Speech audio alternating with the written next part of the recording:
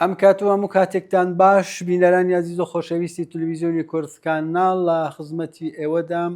لە ڕۆنانێکی دیکە بە مژارێکی تایبەتی دیکە بۆ خۆتان دەزانن لە مانگی پوشپەڕ داین لەم مانگەش بەرچاوترین یادێک کە بە شێوازی جۆرا و جۆر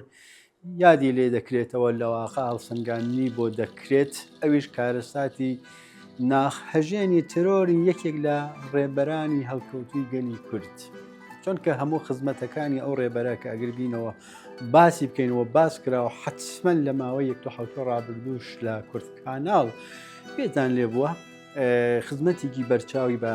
گەلی کورد کردووە نەتەنیا بەو ڕێکخراوە بۆ حیزبەی کە بوو خۆی تێدا ئەنداموە ڕێبەری ئەو حیزبەی لاستو بووە. دکتۆر عەبدوڕەحمانی قاسملوو ناوێکی ئاشنا لە گۆڕەپانی سیاسەت و دیپلۆماسی و هەروەها مبارزاتی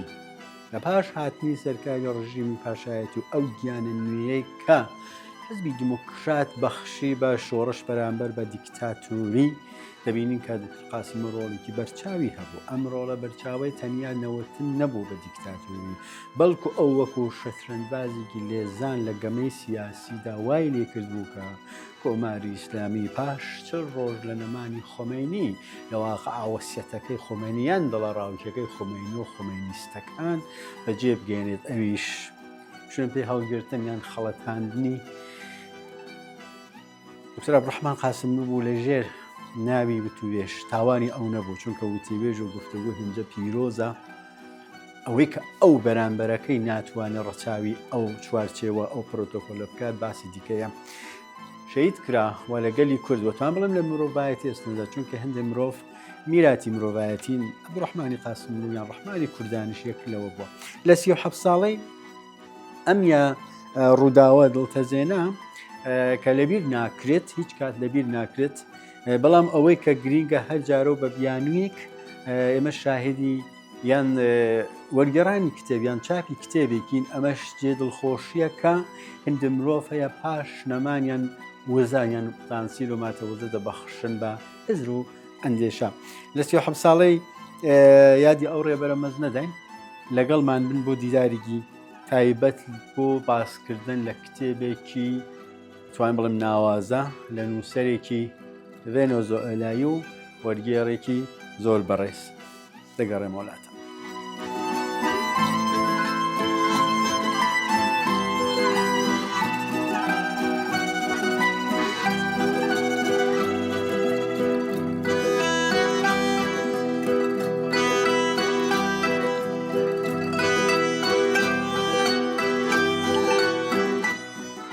بەڵێ عەزیزان مەحتەڵدان ناکەم بۆ پێشەکە کە ئەرزی ئێوەم کرد لە بەرەبەری 37 ساڵەی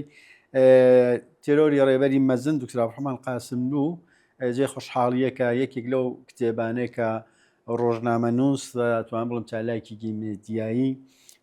خانم کارۆل پۆنۆنهۆڤێر ڤێنێزوئێلایی کە سەردانی کوردستانی کرۆکاتی خۆی و لە کەسانی نزیک قاسملوو بووە کتێبێکی کە کاتی خۆی لەسەری نووسی بوو بە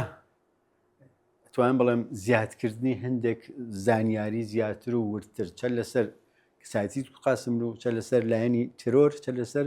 لە هەمووی گرنگتر خەواتی ڕەوای گەلی کورد لە ڕۆژهەڵاتی کوردستان یان لە کوردستانی ئێران. ئەمە مژاری بەرنامەکەمانە کە بەخۆشیە و ئەم کتێبە هەروە کە کاتی خۆی بە هەوڵی کاک فەتاحی کاویانی فازڵەوە وردبینی بەڕێز عەبدوڵڵاه حەسەنزادە راوەتە کوردی بەخۆشیەوە هێندێک شتێ لێ ئێزافە کراوەوە لە چاپی نوێ ئەم کتێبە وەرگێر کاک سەلاح پیرۆتی وەرگێڕاوەتە سەر زمانی کوردی هەم بۆ خۆی بۆمان باسەکات و هەم خاتو کارۆڵیشمان لەگەڵ دەبێت. سەرەتا با یەکەم پرسیار بچین لای خاتۆ کارۆڵی کورددۆست دیموکرات دۆست ئەوە لێ پرسم کە لە چاپی نوێ کتێبەکەت بە ناوی ئاواتی کوردستان لە چاپی نوێ کتێبەکەت بە ناوی ئاواتی کوردستان چ زانیاریکی نوێ تێدایە لە چاو چاپەکانی دیکە ئەم چاپە نوێت چ زانیاری دیکەی تێدایە؟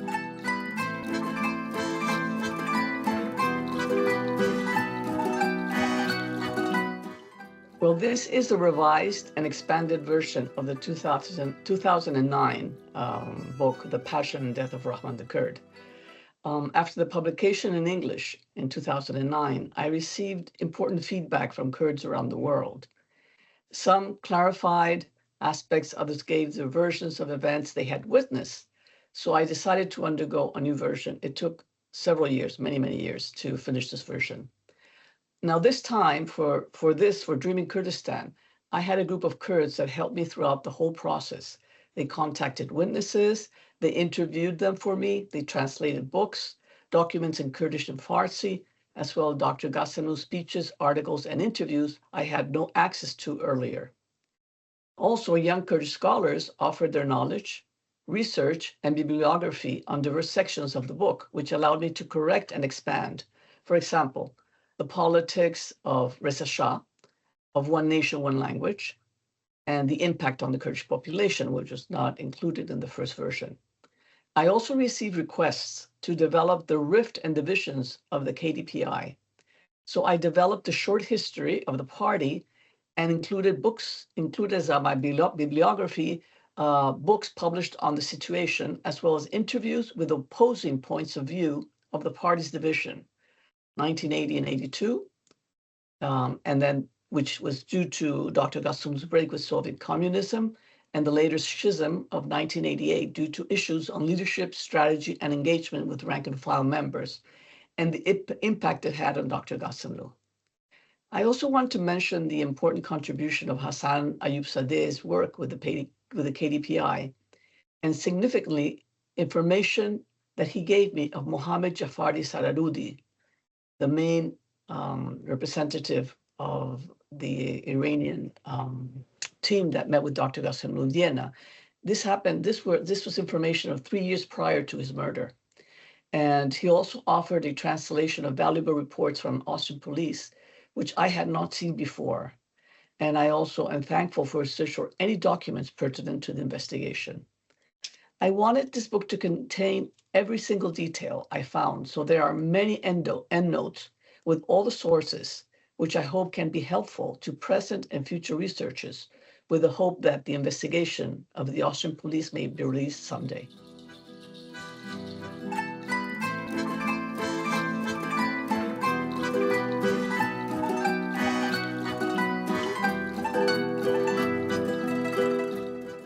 بەڵێ ئازیزان هەروە کە ئەرزی ئەوەم کردم کتێبە کە باسی دەکەین کە بە ئاواتی کوردستانە دەچین لای وەرگێڕی ئەم کتێبە کاک سەلاح پیرۆتیژمان لەگەڵە بەخۆشیەوە. کاک سەلاح ئەم کاتت باش هیوادارم ماندوو نەبی. زۆر سپاس بۆ ئەوەی کە کاتت داناوە هەم بۆ ئەم بەرنامە هەم کاتێکی بە نرخترت داناوە بۆ وەرگێڕانی کتێبێکی بە نرختەم هەیە. لە جنابت پرسم کە لە دیدی وەرگێڕەوە چونکەوانێک کەوا کاری وەرگێڕان دەکەن دەزانن وەرگێر حتممە نەبێت کتێبێک بەسڵا بنیشێتە دڵیەوە حەزی لێ بێت، یەکێک لە خولیاکانی بێت، هەتا بتوانێت بە جوانی وەرگێڕانی لەسەر بکات. لە جنابت دەپرسم لە دیدی وەرگێڕەوە ئەم کتێبە چوونت بینی؟ چی ئەم کتێبە سەرنجی تۆی ڕاکێشا کە کاتی بوو دابنیت و وەری بگەڕیەوە سەر زمانی کوردی؟ ڕاستا ئەو کتێبە خانوێکی ڕۆژنامەوان خەڵکی ڤێنزوێلا نووسێتی، واتە خانمێک کە تەنیا بە سەردانێک نەبێت، نە کووردە نە خزمی کوردی هەیە، نە قەتی جارێک نەبێت کوردستانی نەدیوە. بیرۆکەی نووسینی ئەم کتێبە لە کاتێکدا دێکە خانمی کاڕۆڵ بە هەڵکەوت لە بۆنێکدا کە لە فەڕەنسا بەڕێوە دەچێ و لەو بۆنەیەدا مەبەستەوە بۆ کە ڕێز لە فیلمسازی گەورەی کورد دڵمازگونێ بگرترێ بە هەڵکەوت لەگەڵی ئاشنا دەبێت.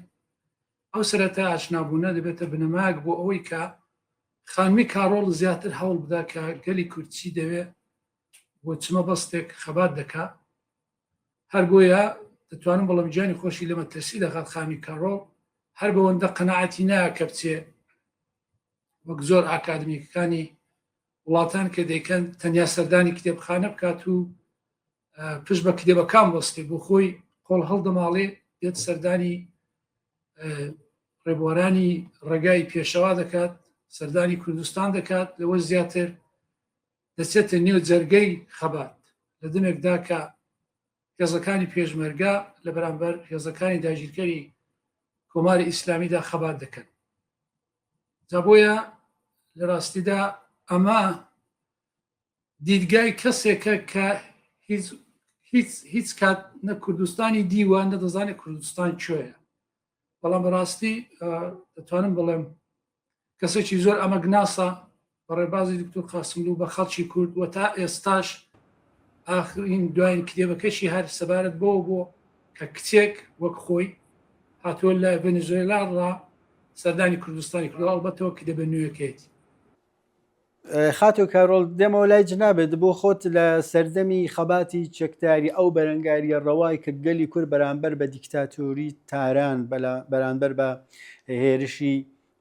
نظامی و چەکدارانەی ڕژیمی کۆماری ئیسلامی بۆ خۆت سەردانی کوردستانت کرد سەردانی شاخ وەکو سەنگەرت کردووە پێم خۆشە لەو کاتەوە ئاشنای بە دۆزی ڕەوای گەلی کورد ئاسۆی خەباتی گەلی کورد بۆ ئازادی چە ئەو کاتە ئێستا چۆن دەبینی؟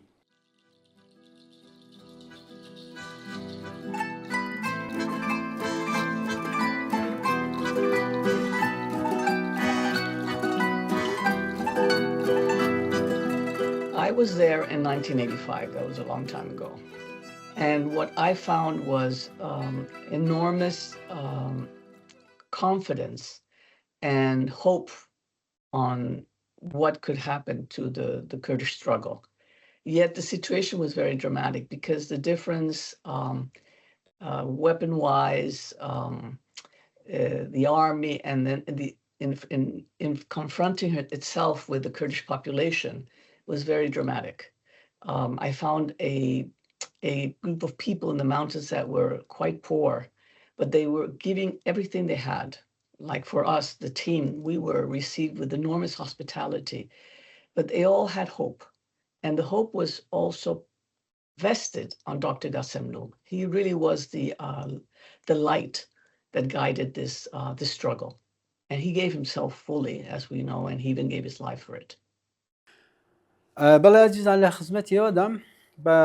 ئامادەبوونی نووسەری کتێبی باوەتی کوردستان و هەروەها وەرگێری بەڕێز کاکسەلاح پیرۆتی دەچمە لای بەڕێزیان کە کاکسەلا بوو خۆت دەزانی زمانی ئەسلی ئەم کتێبە ئیسپانیایی بووە چونکە خاتو کارۆ خەڵکی ڤێنزوئێلایە و زمانی ڕسمی لە وڵاتەکەی ئیسپانیایە ئەم کتێبە وەرگێڕانی فەرانسەویشی لێ هەیە پێم خۆشە بزانم جەنابەت لە چه زمانێکەوە وەرگێڕاوە سەر زمانی کوردی ئەو کتێبە لە ڕاستیدا بە چەندی زمان تاستا وەرگێڕاوەتەوە ئاخرین جارە ئەو کتێبەی کە با بڵین چاپی دەبێتە سێهەمی بە ئینگلیسی ئێستا چاپ نبوو بەڵام بە فەڕەنسایی چاپ بوو جابووە لەو کتێبەی کە ڕەنگە لە پشتی کتێبخانە تێبینن سەر لە نوێجارێکی دیکەش بەسەر ئەو کتێبەدا بەسەر و چاپیدا هات ینی پێداهاتنەوەی بەسەردا کراوە ینی چاپی ئاخرەکەی دەتوانم بڵێم کە ئەوەندەی من ئاگادار بووەندەی پێشوش هەڵبەت چاپ کراوە بەڵام چاپێکی زۆر لێکۆڵینەوەیکی ڕۆژنامەوانەیە لێکۆڵینەوە کە دیدگای بۆ چوونی خۆی نانووسێ ئەوەی کە دیتوێتی ئەوە دەنووسێ هەڵبەت لە پێشدا یەکەم جار کە چاپ بۆ چەندین ساڵ لەمەوە پێش شادڕان کاک فەتاح کاکفتای کاویان وەریگێڕاتەوە سەر زمانی کوردی بەڕێز مامۆستا عەبدوڵاش وەکو سەرنووسەر پێداهاتنەوەی بەسەردا کردووە تا خانی کارۆڵیش بۆ خۆی لە کتێبەکەشدا هەر چەندین جار سپاسی مامۆستا و سپاسی گەڵی لەو کەسانی کردو لە کتێبەکەدا هاوکاریان کردووە بێگومان مامۆستا زۆر تێبینی و زۆر ڕوانگەی کاپیوە بوو خانی کارۆڵ ئەو زانیارانەی کە لە سەر کوردستانی هەیە تێدا نەیزانیوە تێدا هاتووە بەڵام ڕەنگە بۆ زۆر کەس پرسیار بێ باش کاتێک ئەو کتێبە لە پێشدا چاپ کرا وەرجێڕال سەر کوردی لێرەدا ڕەنگە ئەوەندە گرنگ نەبێت یا بۆیان پرسیارە چۆنە منێوەڕۆکە هەمان نیوەڕۆکە هەمان پەیامە هەمان کەسە هەمان سبارەت بە هەمان میلەت بە هەمان گەل دەدوێت بەڵام لە دوو لایەنەوە زۆر زانیاری زیاترە یەکەمەوەی کە بە تایبەتی لەسەر مەسەلەی تێرۆری دکتۆر قاسملوو زانیاری زۆرتری تێدا چونکە بەڵگەی نیشان دەدا ینی بەو مانایە کە تەنیا کۆماری ئیسلامی لە تێرۆرکردنی لە شەهیدکردنی دکتۆر قاسملوودا دەستی نەبوو پاشان بیر و باوەڕی دکتۆر قاسملوو وە کەسێک کە دەتوانم بڵم بیر و باوەڕێکی نەک کوردستانی هەستن بیر و باوەڕێکی جیهانی هەیە زیاتری بە خەڵک دەناسێنێ و هەوڵیش دراوە هەموو ئەو سەرچاوانەی جا بە زمانی کوردی فارسی ئیسپانیایی ئەڵمانی سەرچاوی گەلێک زۆری کەڵگیلۆر خانوویکەوە لە هەمووی ئەوانە دانە بەدانە لە کۆتایی بەشەکاندا لە کۆتایی کتێبەکاندا بنووسرێت و ینی وەربژێرێتەوە تا هەم بە زمانی کوردی کە هاتووە هەم بە زمانی فارسیش کە لە چاپی فارسەکەیدا.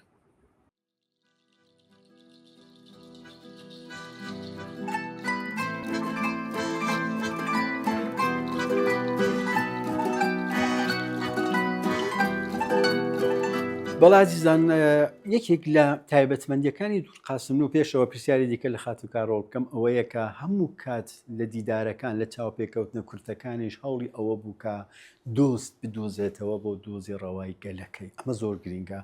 بۆ گەلێکە حاشای لێ دەکرێت بۆ خەباتێک کە دوژمنی زۆرە بۆ قۆناقێکی هەسیاری خەباتی چەکداری کە تەنیا شاخەکان پشت و پەنات بوون ئەی دیپلۆماسی ئەی وڵاتان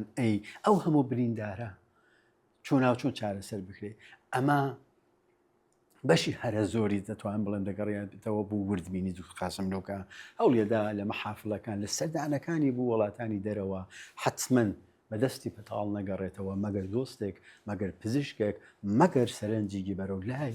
خەباتەکەی و نیشتمانەکەی ڕاکێشابێت. خاتەوە کارۆڵ لە کتێبەکەی جنابێت یا ئەساسەن لە ڕوانینی جنابتەوە کە حتمما لە کتێبەکەت باس کراوە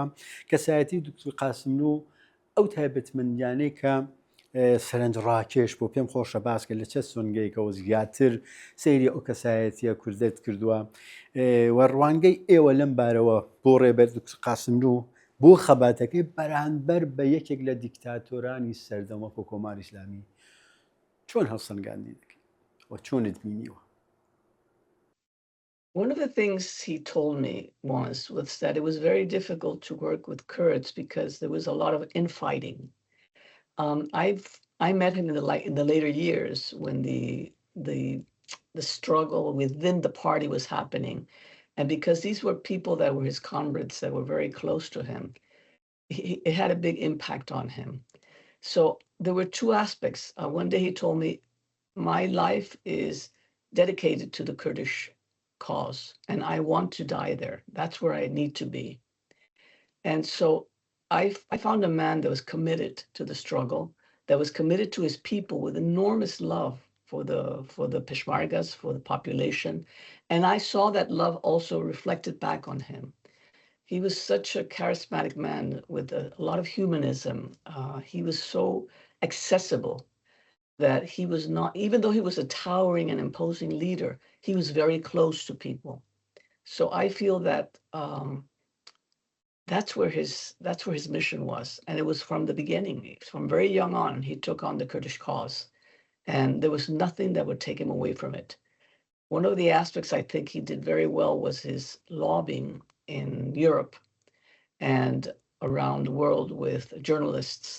and people who could help the cause. And wherever he went, he wanted to make a friend, and a friend for the Kurds. He always said that one friend is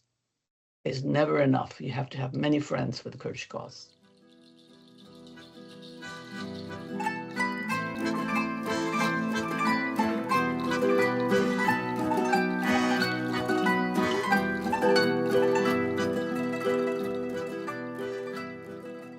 کاکسەلاحی پیرۆتی وەرگێڕی بەڕێز کاکسەلا بوو خۆت باشە زانی کە ناوەڕۆکی کتێب پەیوەندی هەیە ناوی کتێب پەیوەندی هەیە بە ناوەڕۆکی کتێبەوە ناوی ئەم کتێبە کە سەرەتا شتی دیکە بووە بەرحاڵ لە فەرانسەوی بە جووری دیکە وەرگێڕان کراوە جنابێت بە ئاواتی کوردستان ناوت لەسەرداناوە ئەم ناوە پەیوەندیکی هەیە لەگەڵ ناوەڕۆکی کتێبەکەوە چۆن بۆ ئەم ناوت کاوژار ئەوە لە زمانی نووسەرە بەو جۆری کە دکتۆر قاسملوی ناسیوە ئەمە وەگەوەیەک لە پەیامێک دکتۆر قاسملوی دەگەێنێت یعنی هەر لەو بۆنەیە کە ئاماژەم کرد بۆ یەکەم جار کە خانمی کارۆڵ دەگەڵ دکتۆر قاسملو ئاشنا دەبێ خانمی کارۆڵ باسی نووسراوێک باسی کتێبێک دەکا کە سەبارەت بە فیلمساز یۆمازگرە نووسوێتی ئەویش داوای لێ دەکات دەڵا پێشنیاری پێ دەکات کە ئەگەر مرد بابەتێکی وا لەسەری بنووسی لەسەر ژیان و بەتایبەتی لەسەر خەباتی گەلی کورد ئەوە بۆ خانی کارۆڵ دەبێتە ئەرچێک بۆ لە پێش کارکردن زۆر ئینسان مرۆڤێکی زۆر بە ئەمە لە خانی کارۆڵ قەت ماندوینە ناسا هەمیشە هەوڵی بۆ داوە جا بۆیە بە کورتی پامەکە ئەوەیە لە دمێکدا کە ڕێبەرێکی لێوە شاوەی گەلی کورد کە بۆ ئازادی خەباتی کردو بۆ دیموکراسی خەباتی کردووە مەبەستێکی ئاشتی خوازانەی هەبووە لەو دەمەیدا دەستڕێژیان لێ کردو و تێرۆریان کردو یعنی لەو دەمێ بە ئاواتی ئازادی بوو بە ئاواتی ئەوەی بوو بە کوردستانی سەربەخۆ بە کوردستانی ئازاد بگات لە دەمەدا تێرۆریان. بەڵازیزان سپاس هەم کاتە لەگەڵمان بوون درێژە بە بەرنامەکەمان ئەدەین باسکردن لە کەسایەتی خاسمنەوە بە بوونەی بڵاوبوونەوەی یان وەرگێڕانێک لە واقع لە یەکێ لە کتێبانەوە لەسەر کەسایەتی قاسملو نووسراوە بە قەڵەمی کەسێکی غەیرە کورد ئەمە گرینگە پیانی ئەوانەیە کە چۆن تەماشای ئێمەیانکە چۆن سەیری خەباتەکەەوە چۆن سەیری کاراکتەرە بەرچاوەکانی مان کرۆ لە خەباتە دەچمەوە لای خاتەوە کارۆ بەم پرسیارەوە لە ئێستادا 37 ساڵ بەسەر تێرۆری قاسملو تێپەڕی بەڵام هاوسەنگەرەکانی درێژەدەرانی هەر بەردەوامن و درێژە بە ڕێگای شەهیدان دەدەن بەڕای جنابێت ئاواتەکانی دکتور قاسملو چەندەیان وەدی هاتووە و ئەگەری وەدی هاتنی ئەوانی دیکەش هەیە؟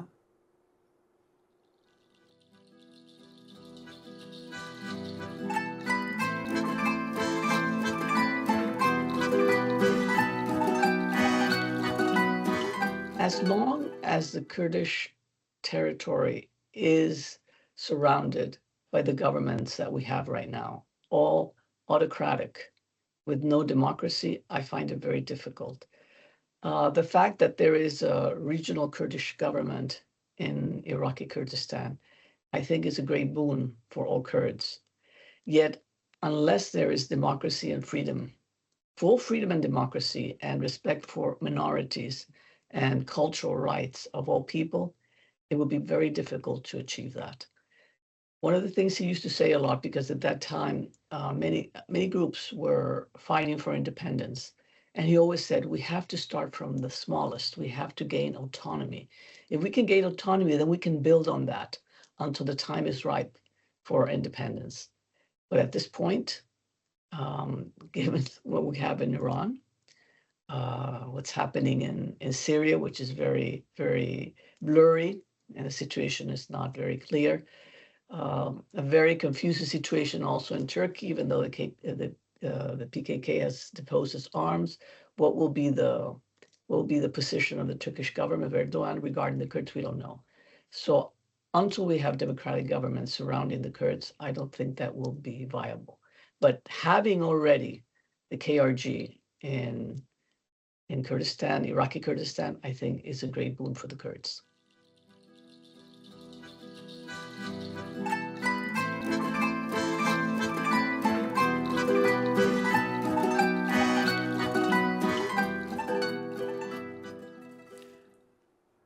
کاک سەلاحی بەڕێز بۆ خۆت حتمەن زۆر جا سەرنجت داوە کە یەکی لە کێشەکان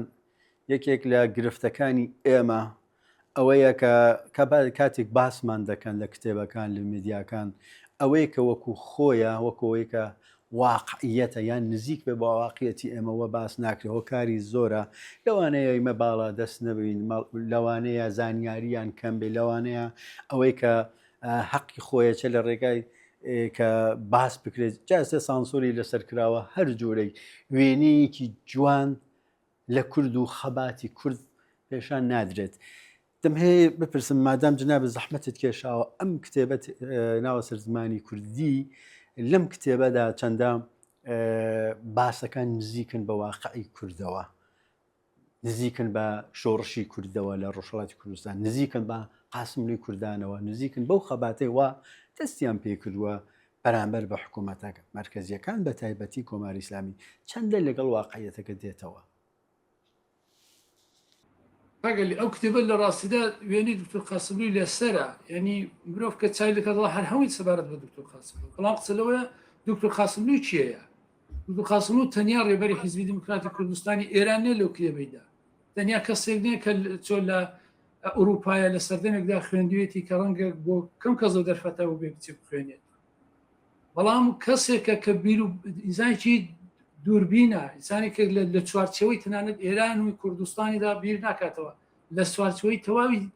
جیهاندا بیر دەکاتەوە، ئەو گرفتەکانی جیهان دێنێتە ڕوو کە لە کۆتاییشدا ڕەنگە لە کۆتایی قسەکاندا ئاماژەی پێ بکەم مەسەلەی تێرۆریزمە. جا بۆی لەو کتێبەدا ئەو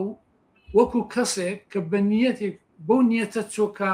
وەکو ڕۆژنامەوانێک لێکۆڵینەوە لەسەر خەباتی گەلی کورد بکە، هاتۆ هەرچی بە چای خۆی دیوێتی ئەوی با بڵێن نووسیوە، ئەنی وەکو وێنەگرێک وەکو فیلمبەردارێک وەکو کەسێکە چۆ بۆ یەکەم جار خەباتێک دەبینێ کە خەباتێکی زۆر نابەرابرە، ئەمانە هاتۆ وەکو داستان دەجێڕێتەوە. لە پێشتا دەڵێ گەلی کورد چێە لەسەر زمینێکە کە لە مێژوودا داگیرکەران یا دراوسەکانی بە نێوی عەرەب یا مۆغۆڵ ئەوانە هاتوون داگیرا کردووە. لە دێر زەمانەوە کوردستان بۆتە شوێنی داگیرکەران، میلەتێک نەتەوەیە کە دەستێژی بۆ هیچ میلەتی دیکە نەکردو، هەمیشە ویستویی لەگەڵان بە ئاشتی بچێت. تا دوایە دێتە سەر مەسەلەی خەباتی کوردستانی ئێرانیە و دەتوانم بڵام خامی کارۆڵ باشترین کەسی هەڵبژاردۆ بۆ ئەوەی کە بە ژیان و بە مەرجی دکتۆر قاسملو تەواوی نەتەوەی کورد بناسیێنێ نەکرد، ینی بۆیە مەبەست لێرەدا جابۆیە دەچێتە سەر ئەوەی کە لە ساڵی 1970 دوای شۆڕش کە چی بداوە چێتە با بڵێن ماباتی و دەدوبیدا کە حیزبی دموکرات و ڕێکخراوەکانی دەسەڵاتیان هەبووە پاسی کەسایەتی دکتۆر قاسملو دەکا کە هەلوودەمیدا چۆن نزیک بوو لە خەڵکی پەیامەکانی چ بوون دەدوادا هەتا دێ دەبێتە شەڕی سێمانگا، لە شەڕی سێمانگە بۆ سەر سوردەمێنێکە دکتۆر قاسملوویە کە با بڵێن بە ساڵانێکە 15 ساڵ لە وەکو ئاکادمیکێک لە ئەوروپای ژیاوە چون توانیوێتی ئەو شەڕە با بڵێن ڕێبەرایەتی ئەو دۆخە ئاستمە بکەن. دەدوادا بەشێکی زۆر لە هەمووی دەتوانم بەڵام سەرنجڕاکێشتر ئەوەیە کە لەو قۆناغە سەختەدا چۆن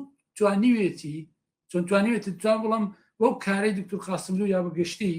ڕێبەرایەتی و حیزبی گیانی هەزاران کەسیان ڕزگار کردو لە دەمێکدا کە دەستڕاگەیشتن بە پزیشک و بە دکتۆر زۆر کرد کەمە ئەو توانیوێتی نەکرد لە پاڵ خۆی لە وڵاتێکی دراوسی خۆی. تۆ لە ئەوروپاوە هەمیشە تیمەکانی فەڕەنسەوی تیمەکان ئەو پزیشکانە بەردەوام بێن سەردانی کوردستانی بکەن و پێشمەرگە و تەنانەت خەڵکی ئاسایش بریندار ببورن تیمار بکەن. جا بۆیە لێرەدا بۆ نمونە ئێستا بچن زیاتر لە 20 ساڵە من لەو وڵاتەما بە وڵاتێکی باڵێن پێشکەوتووە هەر بەتایبەت لەباری دەرمانی. بەڵام یەکێک لە گرفتەکانیان ئەوەیە کە ئەو ڕادەی کە دەبێت پێش بکەون لای پێڕاگەیشتن بە خەڵک لەباری دەرمانی و لەباری پزیشکی ساش گرفتیانێ لە بەرامبەردا تۆ بەراوردی بکە لەگەڵ باڵێن 30 و یا 40 ساڵ لەوە پێش لە شاخەکانی کوردستانێ. جا بۆیە زۆر جێگای سرنجە بۆ خوێنەر کە ڕەنگە بەشێکی زۆری لەو خوێنەرانە نازانیوە کە دۆخی ئەو دەمی 30 ساڵەوە پێش لە سەرەتای ینی لە دوای شۆڕشکە خەباتەکە دەست پێ دەکات لەو دەمەوە نازانیوە داخوا دۆخی کوردستان چۆن بۆ دۆخی پێشمەرگە چۆن بوو و بەردەوام توانیوێتی تیمەکانی پزیشکی سەردانی نەخۆشخانەکانی حیزب بکەن و ئەمە خاڵێکی زۆر بەردەستەیە بۆ خوێنەر کە ینی مرۆڤێکی بەڕاستی بە مشهورە لەو کتێبێدا خوێنەرێکە خەت دەنجی با بڵێن دکتۆر قاسملوی نەناسی بێت پێ ئاشنا نەبێت دەزانی ئەو ڕێبەرە زۆر بە مشهورە لە فکر و لە بیری هەموو شتێکدایە جلوبەرگداکە بۆ پێشمەرگە دابینی کە ئامۆزشی پێشمەرگە بدا زانکۆ هەبێت پێشمەرگە خوێری خوێندن و نووسین بێ هەتا تەنانەت ئەو کاتێکە لە کوردستانی ئەو دەمی حیزب بۆ ماوەیەکی توانی کە قوتابخانەوانە دامەزدێنن. جا بۆیە کتێبەکە بەڕاستی وەکو داستان دەیجێرێتەوە ڕوانگەی کەسێکەوەکی ئارزم کردی قەت کوردستانی نەدیوە زۆر بێلایەنە شتەکەی خستۆتەوە و دەمێنێتەوە کە خوێنەر چەندە دەتوانێت لەو زانیارێکە و خانە خستوێتەوە بۆی بێت تا هێمایە بەڕاستی کەڵکی لەوە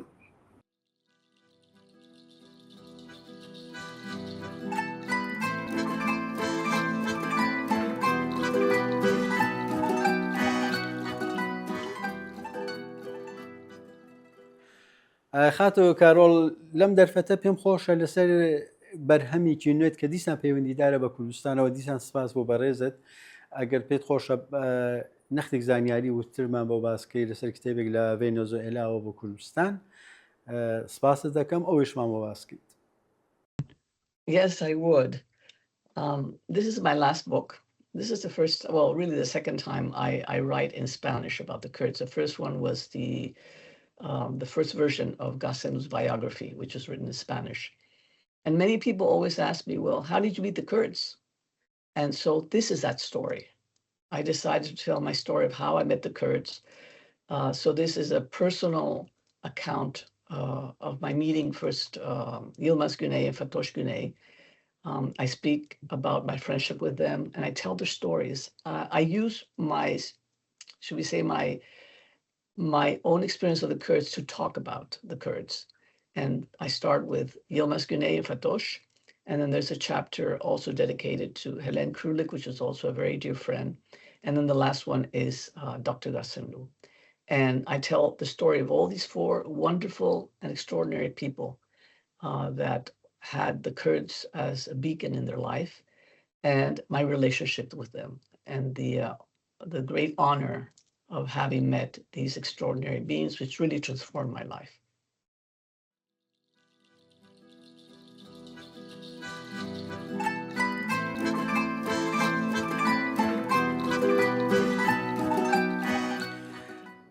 کاکسەلا پرسیاری دیکە دڵنیان پرسیاری ئەو خەڵکانەیشە کە ئەو کتێبیان نەبینیەوە یان ئەتوانم بڵێم لە ئێستاوە پێیان خۆشە کە حتمما بیخوێنەوە هیوادارم بە زووترین کات بکاتە بەردیدیەوە عزیزانەوە پێیان خۆشە وەکو بەڵگەیەک سەیری خەباتەکەی خۆیان و یەکێک لە کاراکترە بەرچاوەکانی گۆڕەپانی سیاسەتی کوردی دکتۆر عەبدوڵڕەحمانی قاسملو بکەن لە جنابت دەپرسم لە چاپی نوێ ئەم کتێبە چونکە بۆ خۆت باشت کرد کە هەندێک زانیاری و بەڵگەی بەدەست کەشتووە خاتون کارۆڵ پێ زیاد کردووە ئەگەر لەلایەکەوە هەڵەیەک تێداوە بووە لای بردووە یان بەو تێبینیانە کە هاوسەنگەرەکانی دکتۆر عەبدوڵڕەحمانی قاسملو بوو یان ناردووە جێ خستووە ئەوانەشە ئەوانیژی جێ خستووە جەنم هەیە پرسم لە جنابت لە چاپی نوێ قاسملو چۆندە ناسنراوە بە دنیای دەرەوە کە زۆر گرینگە دنیای دەرەوە ئاگاداری واقعیەتەکانی ئێمە بن. تاگەلی لە هەمووی گرنگتر ئەوەی کە لەو کتێبەدا بەتایبەت لە چاپی دواییدا بڵین لەو چاپە نوێیدا کە ئێستا باسی کردو ئەوەیە کە قاسملو لە چوارچێوەی ڕێبەرێکی کوردستانی تەنانەت ڕێبەرێک لە چوارچەوەی ئێران و خۆرهەڵاتی ناوەڕاستە دێنێتە دەرێ وەکو هێمایەکی جیهانی باسی دەکات لەبەرەوەی کە خۆی باسی ئەو نامە دەکات کە دوای کۆتایی شەڕی ئێران و عێراق نامە بۆ سکرتێری پێشینەتەوە یەکگرتوەکان سکرتێری گشتی پێشینەتەوە یەکگرتوەکان دەنێرێت کە بە کۆتایی شەڕی ئێران و عێراق مەسەلەی کورد چارەسەر نابێت بە کۆتایی نایەت ینی دەبی چارەسەر بکرێت وە لە هەمان کاتیشدا کۆنفرانس کە لەسەر تێرۆریزم پێک دێت لە ڕادەی نێونەتەوەیدا دکتۆر قاسملو هەرچەند بۆ خۆی ناتوانێت بەشداری بکە بەڵام بە نووسراوە پێشکەشی دەکات و دەینێرێت و ئێستاش کە هەیە ئەمە خانە کارۆڵەمانی ئاگای ئەنی نەیدەزانی کە ئەمانە هەیە بەرحاڵ پێی گوتراوە هەڵدراوە کە لەو بارەوە کتێبەکە زیاتر ئەوەندەی توانی بم هاوکاریم کردووە کە کتێبەکە تەکمیل بێت جابۆیە کە ئەو تارێ بەتایبەت لەسەر تێرۆریزمە دەیخێنیەوە دەڵی دوێنێ نووسراوە ئەوڕۆ چاپ بوو یعنی چەند ساڵەوە پێش ئەو وتارە نووسرابێ دەبینی چاو لە شەڕی نێوان با بڵێن ئیسرائیل و فەلەستینیەکان دەکەی و شەڕێکە لە لوبنانی بۆ ماوەیەکی زۆر لە گۆڕەدا بوو ئێستا شەڕ هەیە یا ئەو بەگشتی مەسەلەی تێرۆریزم دکتۆر قاسملو بۆ ئینسانێکی دانا وەک کەسێکی جیهانبینێکی کە بەرفرەوانی هەیە وەک کەسێک کە پاشە ڕۆژ دەتوانێت ینی بێنێتە پێش چاوی خۆی دەڵێ کە بۆ وێنە چارەسەری تێرۆریزم بۆەوەی نییە دەبی ماکەکەیەوە بی بۆ نمونە ماکەی چارەسەری تێرۆریزم لە مەسەلەی لە مەسەلەی کێشەی ئیسرائیل و فەلەستینەکاندا کۆماری ئیسلامی کە بە نمونە نێوی حیزبوڵڵاه بێت. جا بۆیە لە کتێبەکەدا ڕاستی کە دەگەیە کۆتایی ئەو بەشەی زۆر ئینسان زۆر ینی ئەوەندە ناخۆشە مرۆڤ ناتوانێت ینی نازانی بڵێ چی کە کەسێک لە تەواوی ژیانیدا هەوڵی داوە لە ڕێگای و توێژەوە مەسەلای کورد چارەسەر بکە بێنێت دەستڕێژی لێ بکەن و لە کۆتاییشدا هەندێک بەڵگەی دیکە هەنە کە سەبارەت بە پەیوەندی تێرۆڕەتی خستوێتە ڕوو بەگشتی خامی کارۆڵ دەهەیە بە خوێنەر بڵێ کە لە دەمێکدا کە دکتۆر خاسملوو بە تایبەت خەباتی کردو و ڕێبەری میلەتێک بووە لە لایەکی دیکەوە لەگەڵ کەسێکی دیکەوە خۆمێنی لەگەڵ بیر و باوەڕێکی دیکەی ئیلانی بەرامبەری ڕوبەڕوو بۆ کە ئەو دەیهەوێت هەموو بابەتەکان بە شێوەیەکی ئاشتیانە چارەسەر بکرێت بەڵام لە بەرابەردا لایەنی دیکە با شەڕ و با کوشتەمون با تێرۆر دەهەوێت ئەو دوو بیر و باوەڕە زۆر لێک دوورن لێرەدا باسی فەرهەنگ و کولتوری میلەتی کورد بە تایبەت و وەکو ڕێبەرێک ئینسانێکی بە دووربینەیەک و بە ئایندەنگەرێک و بە هێمایەک کە دەتوانێت بەڕاستی بۆ تەواوی خەڵک لە چوارچەوەی خۆڕهڵاتی نێوەڕاستیدا لە جیهانشدا بۆ بێتە هێمایەک جا بۆیە ئەمن پێشنیارەکەم ئەوەیە وەکو پێشنیارەکە ڕێگەم بدەکات علی ئێمە زۆر خوێنەری زۆر باشمان هەنەکە علاقیان بە مەسەلەی کووردا و کەسانی هەر خۆشمان کوردیشمان هەندێکە لە وڵاتانی دەرەوە لە زانکۆکاندا ئێستا مامۆستانە پرۆفسۆرن دەتوانن ئەو کتێبە بگونجێنن لە وەکو وانەی خوێندن دەکرێت لە بواری سایکۆلۆژی بێ توێ لە بواری کۆمەڵناسی بێ دەکرێت لە بواری کێشەی نێوان با بڵین کێشەی بەگشتی کە لە وڵاتاندا دێتە پێشەوە بێت چارەسەری کێشە بێت دەکرێتەوە کاربزار بەسراوەتەوە بۆەوەی چەندە ئێمە هەوڵ بوون.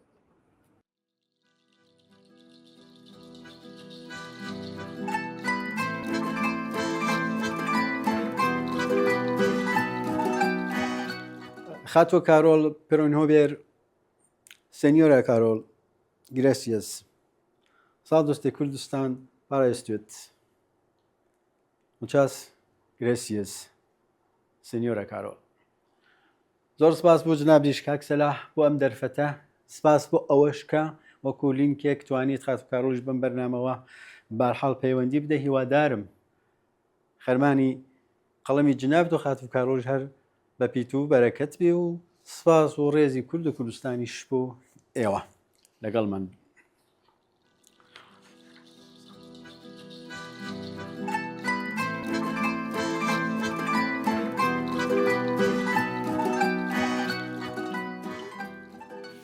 بەڵازیزان و خۆشەویستان لە خزمەتی ئێوەدا بووم